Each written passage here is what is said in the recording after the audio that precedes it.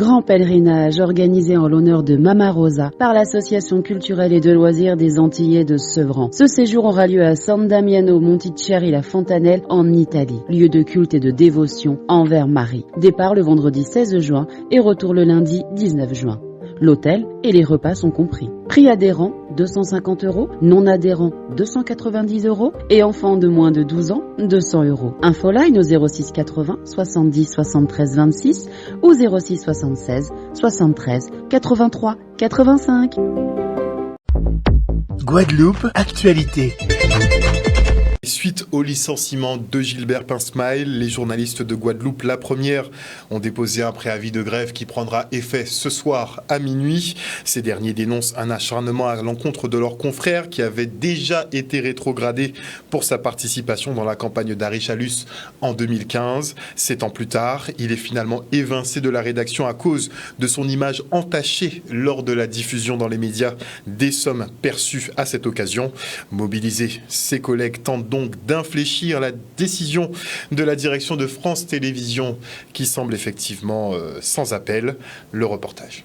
Les salariés de France Télévisions sont mobilisés, particulièrement les journalistes sont mobilisés aujourd'hui parce qu'ils ont été surpris, choqués par la sanction qui a été infligée à Gilbert Pinsmail, journaliste à Guadeloupe la première. Il a été licencié. On trouve cette sanction disproportionnée par rapport à ce qui lui est reproché, des faits qui remontent à 2015 et qui ont presque plus de 7 ans en tout cas. Et la sanction est vraiment disproportionnée alors qu'à l'époque, en 2015, nous considérons qu'il avait déjà été sanctionné. Il avait été rétrogradé de sa qualité de journaliste politique. Donc il a été sanctionné, on le sanctionne une deuxième fois parce que la direction parisienne de France Télévisions estime qu'il y a eu une atteinte principalement à son image. On trouve cette sanction totalement aberrante. Nous avons reçu ça comme un choc et on a tenu à le dire aujourd'hui avec cette grève à France Télévisions. Le message, c'est de dire qu'il ne suffit pas de quelques messages WhatsApp, quelques articles qui accusent quelques éléments sur les réseaux sociaux pour désintégrer toute une carrière. C'est absolument pas normal qu'il y ait cette sanction à ce degré. D'autant que nous, on prend ça comme une attaque politique qui touche France Télévisions parce qu'on a l'impression que c'est une collusion politique qui s'abat à la fois sur Gilbert Pinsmail et sur France Télévisions. Nous nous sommes mobilisés, nous avons eu un premier entretien avec la direction locale de Guadeloupe la première. Nous nous sommes mobilisés aujourd'hui. Il y a une forte mobilisation au niveau des journalistes. Les journaux sont impactés, les journaux télé et radio sont impactés. C'est pour montrer notre mécontentement à France Télévisions à Paris. Le reportage signé Maxime Morel. Et une délégation régionale était en visite sur le chantier du futur siège de EDF à la Jaébé-Mao. Une réussite pour Harry Chalus qui depuis tantôt rêve d'une petite Silicon Valley pour la Guadeloupe. Le site de 25 hectares accueille le fournisseur électrique, mais pas que. À terme, c'est toute une technopole regroupant des acteurs majeurs du développement numérique qui y seront positionnés. Regardez. C'est un projet quand même que nous avions lancé quand j'étais maire de Bémao. Depuis tantôt, on a commencé par la pépinière quand même Audacia de l'autre côté de service technique. Nous avions, je le dis, acheté ces 27 hectares de terre et je peux dire que j'ai eu beaucoup de pression pour ne pas les acheter. Et je me rappelle avoir dit que je ne veux pas hypothéquer l'avenir des jeunes bémarossiens guadeloupéens. Nous avons eu cette idée et je tiens à saluer un peu mon directeur de cabinet, Tézi Bernadotte, qui s'est impliqué matin, midi et soir pour ce projet avec d'autres personnes. Et aujourd'hui, après avoir bien consulté, après avoir travailler, visiter des technopoles à l'extérieur.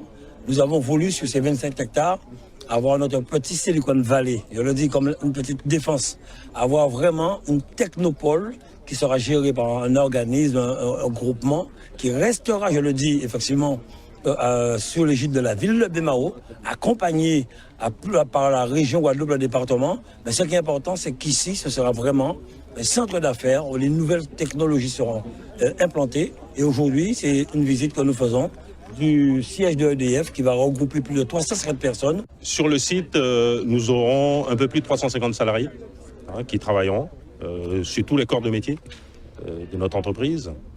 Et ce sont des salariés qui travailleront dans de très bonnes conditions au sein, bien évidemment, de cette technopole, le technopole Audacia, qui a été développé, initié par de nombreux partenaires, au premier rang desquels le président Harry Chalus, la région Guadeloupe, bien évidemment le département avec Guy Losbar, la mairie de Bemao avec Madame Polifonte, et puis l'ensemble des parties prenantes, y compris les partenaires financiers qui ont permis de boucler le finage financier de ce projet. C'est le premier projet post-Covid de cette envergure en termes de partenariat public-privé, puisque c'est un projet à 30 millions d'euros. C'est un bâtiment aussi qui est innovant, parce que c'est la première fois qu'on descend à 2 niveaux de sous-sol pour faire des parkings, de façon à limiter l'emprise foncière. Donc c'est d'une première en Guadeloupe. Et surtout, c'est un bâtiment qui sera certifié BREEAM, donc ce qui est en fait un label de haute qualité environnementale, et donc qui est l'excellence en termes de bâtiments et de chantiers qui limitent l'impact sur l'environnement. Nous avons une action de formation qui est permanente chez GTM, on accueille des jeunes toute l'année. C'est dans le cadre de l'insertion sociale. Que ce soit obligé dans le cadre des marchés publics ou pas, nous formons naturellement des jeunes. Ici, nous avons formé 12 jeunes avec un taux de réussite à l'issue de la formation de 91%. C'est-à-dire qu'on a 11 jeunes sur 12 qui finissent leur formation au bout de 4 mois avec la possibilité d'intégrer l'entreprise. Donc ils sont tous travailleurs maintenant, qu'ils ont terminé leur stage chez GTM et ils font du coffrage, du ferraillage et tout un tas d'ouvrages. Donc sur ce chantier d'EDF qui est emblématique, on a besoin de leur contribution. De son côté, le président de la communauté d'agglomération Nord-Bastère rendait visite à un giteur de Vernoux à Petit-Bourg. La collectivité entend se tenir aux côtés des professionnels du tourisme afin de leur assurer notamment une bonne visibilité. Le reste en images. C'est une très grande satisfaction, très grande joie de pouvoir y être et de voir cette réalisation. Je m'en veux même un peu parce que j'habite à Vernoux. Je ne connaissais pas encore le lieu. Je crois que madame m'en avait déjà parlé, mais je suis très satisfait. Puis, je suis le président du territoire du Nord-Bastère où on veut du développement touristique. Cet après-midi, on va installer l'OTI, l'Office touriste du Nord-Bastère, et on va mettre en place tout un ensemble d'actions. C'est un plaisir justement d'avoir reçu Monsieur le Président parce que je pense que quand on a une petite pépite comme ça, il est bon de le partager avec, je dirais, les acteurs de politique de la région, de façon à ce que eux ils nous fassent plus ou moins, je dirais, la publicité, nous fassent connaître. Nous allons faire la promotion donc du territoire, voir comment accompagner les projets, même quand nous organisons des manifestations, pouvoir les intégrer. Il y a un instant, j'expliquais que nous avons donc des réunions de bureau. Et ce que je demande au directeur, c'est que dorénavant, de programmer que les réunions de bureau se fassent dans ces différents sites, ce qui permet d'apporter de l'activité et que l'ensemble des élus soient imprégnés de cette réalité. Pour nous, à travers eux, ça permettra de faire connaître le lieu, de façon à ce que les gens en profitent. Parce que c'est, je dirais, un outil bien guadeloupéen, construit par des Guadeloupéens, réalisé par des Guadeloupéens, pensé par des Guadeloupéens. Donc il serait bien que nous, pour Guadeloupéens, qu'on accapare en quelque sorte le lieu qui est extraordinaire. C'est une satisfaction pour moi qu'il puisse y avoir de telles structures, de telles infrastructures, parce que le but, c'est qu'on puisse développer. En plus, vous comprenez parfaitement qu'il y a une fierté un peu double, le fait que ça soit à Petit-Bourg. On ne dit rien. Un reportage signé Maxime Morel. Parlons maintenant de l'INRAE qui lance un projet de préservation des animaux d'élevage de race créole. L'objectif étant de prioriser nos productions locales pour leur pérennisation. Regardez. Le projet en lui-même, donc Caribio Créole, qui est un projet qui a été financé dans le cadre du FEADER, donc des financements européens pour l'agriculture, est un projet innovant dans lequel on a souhaité valoriser les races créoles en élevage. Donc race créole en bovin, race créole en porcin, race créole en petits ruminants, c'est-à-dire en caprin et en ovin, les races locales en tout cas. L'atelier qui est organisé aujourd'hui, il vient dans la continuité de ceux organisés déjà en juin 2022, où on posait le diagnostic sur les races créoles en Guadeloupe, bovines, caprines et porcines, avec les éleveurs. Et une fois qu'on a eu posé ce diagnostic-là, on a travaillé en janvier dernier, donc en janvier 2023, sur des propositions. Qu'est-ce qu'on aimerait voir naître pour les races créoles, pour sauvegarder et maintenir les races créoles, que ce soit en termes de sélection, en termes de valorisation. Et du coup, une fois qu'on avait ces propositions qui ont été co-construites par des éleveurs, des institutionnels, des administratifs, des chercheurs, des techniciens, etc., aujourd'hui, on s'est donné pour objectif donc de restituer ce travail-là et puis de travailler pour préciser les propositions, donc pour aller vers une feuille de route, un plan d'action pour la sauvegarde des races créoles. Déjà, c'est une très belle initiative de leur part et d'avoir invité des professionnels. Pourquoi ? Parce qu'on a un regard toujours présent. Parce que c'est nous qui transformons et les produits sont excellents. Il faut savoir les cuisiner. Donc notamment la race bovine, on travaille dessus. On a expliqué, alors j'explique comment, je donne des recettes. On crée et donc c'est pour cela qu'on a continué aujourd'hui. On continue ce travail qu'ils ont initié. Belle initiative, je le répète, parce que là, si on veut consommer local, déjà on fait un travail énorme sur les produits locaux, mais les produits du terroir, tout ce qui est végétal. Mais là, au niveau viande et tout ça, il y a un travail à faire, notamment pour le lapin. Le lapin, le porc, bon, ça fonctionne. La volaille et le bœuf, surtout le bœuf. Je pense qu'il faut que les gens se renseignent sur les aptitudes des races qui veulent... Mais ça dépend de l'objectif, en fait, de l'éleveur, avant tout. C'est-à-dire que moi, mon objectif, c'est de faire du pur créole, puisque c'est une race qui me plaît vraiment.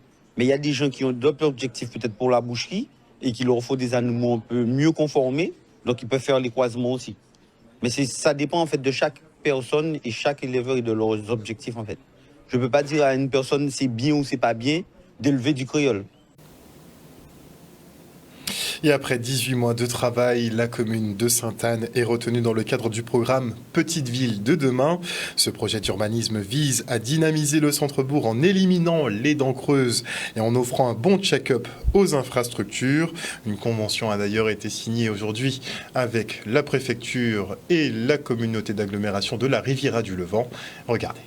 Comme la ville de Sainte-Anne a été retenue dans le cadre du projet des Petites Villes de demain appelé PVD, donc c'est une concrétisation depuis 18 mois que nous avons désigné un chef de projet qui est M. Jean-François Bellon, qui a travaillé pendant 18 mois avec plusieurs strates. Et finalement, aujourd'hui, nous avons signé cette convention avec M. le préfet. Et bien entendu, comme nous sommes impliqués au niveau de la CAL, nous avons aussi la signature du président de la CAL. C'est une avancée énorme parce que nous avons mis en place, avec ces financements croisés, l'État, la CAL et nous-mêmes, des projets que nous avons sur le territoire du bourg. C'est-à-dire la réfection de la mairie, la bibliothèque, le centre culturel, la plage Chelcher, la plage du bourg. C'est un ensemble de projets que nous avons qui seront financés bien évidemment par le PVD. Donc c'est une concrétisation. Maintenant, nous allons veiller à la bonne conduite de ce projet-là et qui va aboutir sur quelque chose, je dirais, courant l'année prochaine. Et donc l'objectif du programme Petite Ville de demain, c'est de redonner du dynamisme et de refaire un projet autour du centre-bourg et du centre-ville de Sainte-Anne. Voilà, donc c'est avant tout un projet d'urbanisme pour traiter le retour des commerces en centre-ville, les dents creuses, les problématiques de foncier, la désertification, etc. Voilà, donc l'État, la CARL et la ville se mettent ensemble pour mettre en place un projet. Donc ça consiste déjà par recruter un chef de projet, un chargé de mission. Donc ce qui a été fait, donc qui a travaillé avec les élus, avec les habitants sur ces projets. Et puis on arrive à un certain nombre de propositions. Et c'est ça qu'on va faire ensemble. C'est un grand honneur que sur le territoire de la Riviera du Levant, que la ville de Sainte-Anne a été choisie dans l'outil Petite Ville de demain.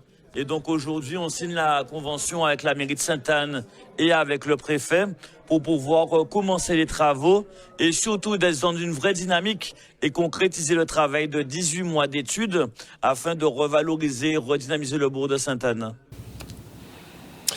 Et maintenant, je reçois le colonel Philippe Outier, chef de corps du régiment du service militaire adapté de Guadeloupe. Bonsoir colonel.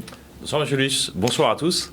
Donc le RSMA qui revient effectivement avec sa journée porte ouverte, ces journées portes ouvertes, ça se passera les 13 et 14 mai prochains, toute la journée au niveau du régiment du service militaire adapté à la Jaille.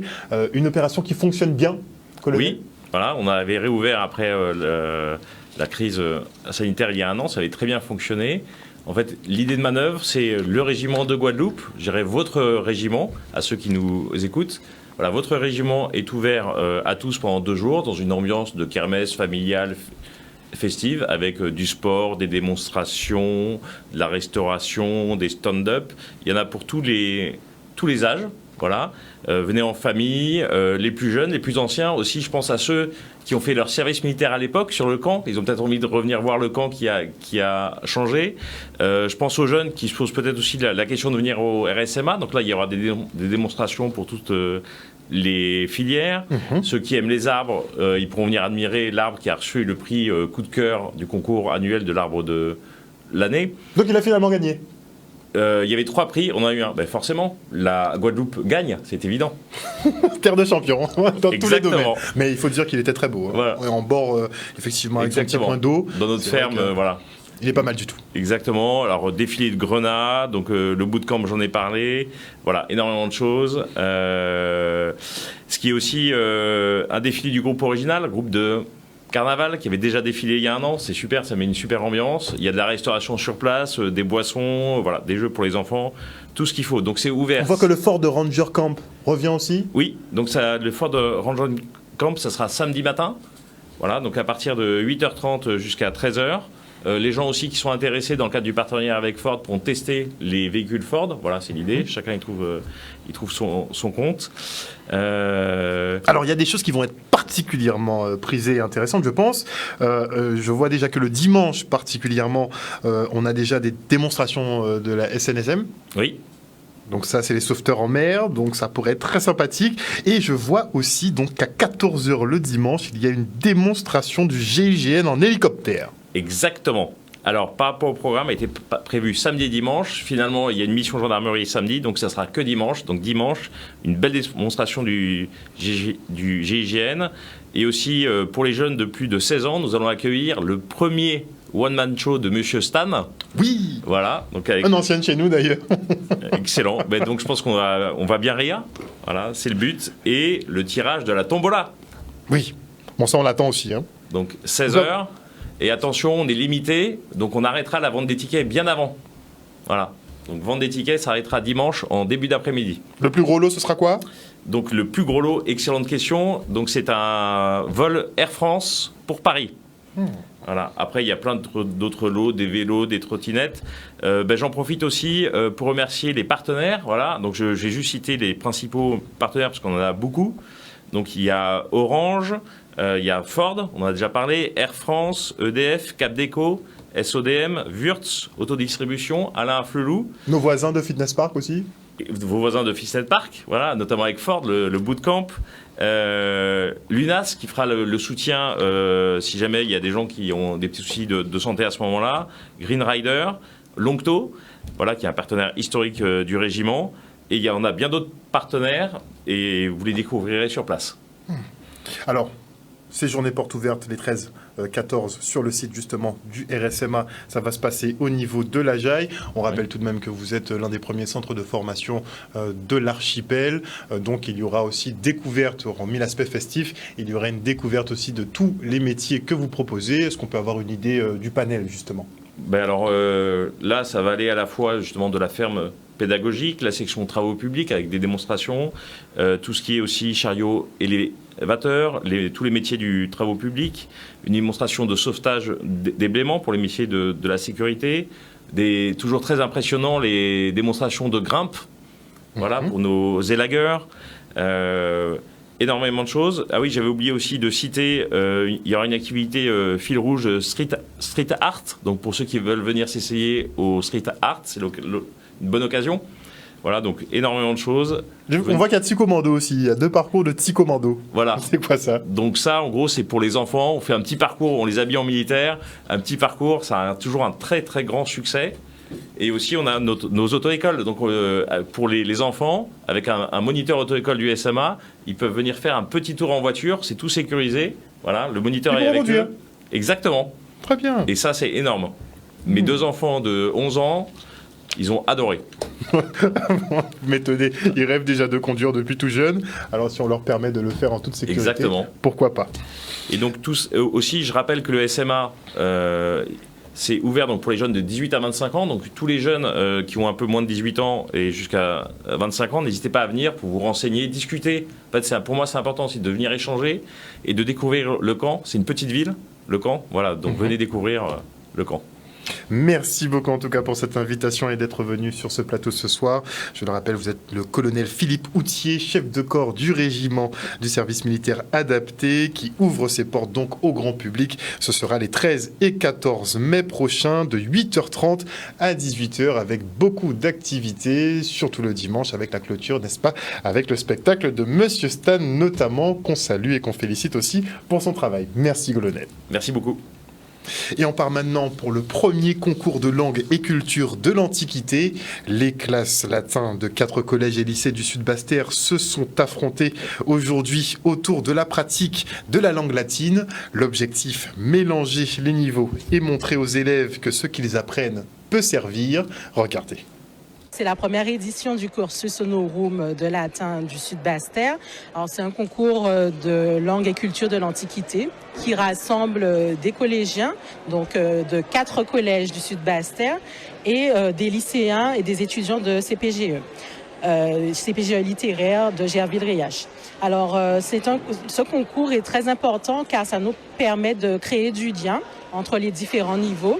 C'est vrai que la discipline manque de visibilité et avec cette opération, nous espérons que de plus en plus d'élèves se dirigeront vers cette discipline qui est finalement très intéressante. Dans ce collège, il y a un tout petit effectif et je trouvais important que les élèves puissent valoriser ce qu'on fait en classe d'une façon ludique. Alors ça me fait plaisir, c'est valorisant, mais c'est surtout encourageant pour eux de se dire que ce qu'ils ont fait en classe n'est pas inutile. C'est vraiment une satisfaction de voir qu'ils peuvent repartir avec quelque chose de leur cours de latin. Ça me fait très plaisir parce que ça montre que la passion que nous avions au moment où nous étions en charge de ces élèves-là, eh bien, nous avons su la transmettre. Et que maintenant, eh bien, ces jeunes femmes vont maintenant la transmettre encore à d'autres jeunes. Et ça fait très plaisir parce que les langues anciennes, c'est vraiment un pilier au niveau de l'esprit critique, au niveau de la réflexion, au niveau de l'analyse. Et comme ça a été dit plusieurs fois ce matin, nos élèves, quand ils font des langues anciennes, non seulement s'approprient une certaine langue qu'ils ne vont peut-être pas parler, mais une certaine philosophie, l'histoire. Et ça me paraît vraiment très important dans la formation de l'esprit d'un bon élève. C'était vraiment intéressant de, effectivement, mixer un petit peu les niveaux. Les questions étaient aussi un peu diverses, de niveaux différents. Donc, chacun a pu apporter sa pierre et ça permet de développer des liens de camaraderie. Pour les collégiens, ils pourront éventuellement avoir des référents au lycée. Et si, dans le cadre d'une filière, alors on veut effectivement créer une filière d'excellence, ce qui permettrait de commencer avec les élèves de seconde et de poursuivre un cursus autour des langues anciennes jusqu'à la CPGE littéraire. Nous, enseignants, nous devons être visibles. Et cette manifestation d'aujourd'hui, justement, va donner de la visibilité parce que, justement, la presse est là, les médias sont là, les élèves sont là, une partie du lycée est là. Et donc, c'est un moyen de dire, bon, non, ne coupez pas sur tout ce qui forme la réflexion. Maintenant, on est dans l'utilitaire. Alors les maths, la physique, etc. Mais toutes ces matières-là sont des matières très riches au niveau de la formation de l'esprit humain. Outremernews.fr, le site de l'actualité Outre-mer, 24 heures sur 24 et 7 jours sur 7. Retrouvez la chaîne Outremer News sur YouTube.